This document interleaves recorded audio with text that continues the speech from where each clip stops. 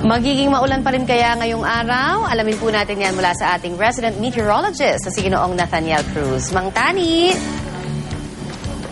Salamat, Connie. Mga kapuso, good news po dahil wala na ang low pressure area na huling namataan kahapon dyan sa may hilagang silangan ng Batanes at wala na ring rainfall warning na nakataas dito sa Metro Manila. Pero maghanda pa rin po tayo sa mga biglaang pagulan, lalo na dito sa Katimugang Luzon at Visayas dahil ng hanging habagat. Dala po yan ang mga pag-uulap na nakikita niyong tumatakik ngayon dito sa may Southern Luzon at ilang bahagi ng Kabisayaan. Kaya dito sa ating rainfall forecast, makikita niyo po na maraming kulay green. At dito po sa may bahaging ito ng Luzon, lalong-lalo na dito sa may Southern Luzon, may hinang pag-ulan po ang ibig sabihin yan. Habang ito naman pong mga dilaw hanggang kulay pula, yan po yung magdadala ng malalakas na pag-ulan, lalong-lalo na dito sa may Palawan, hanggang dyan po sa may Western Visayas at sa ibang bahagi ng Mindanao. Kahapon, biglang bumuhos ang malakas na ulan dito sa Kamaynilaan.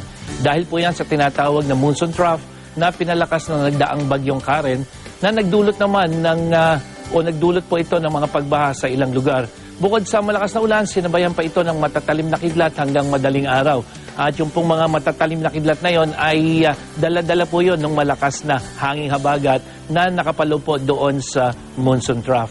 At ngayong araw ay asahan pa rin po natin ang mga pagulan dito sa Luzon, lalong-lalo na dito sa may Central at Southern Luzon na kung saan meron pong mga paglakas ng hangin dulot ng thunderstorm. Sa mga kapuso nating papasok sa eskwela at opisina ngayong araw dito sa Metro Manila, makakaaranas naman po tayo ng maaliwanan sa panahon ngayong umaga. Pero pagsapit po ng uwian sa hapon ng gabi ay malaki po ang tsansang umulan, kaya po huwag na kayong magdalawang isip na dalhin ang inyong payong.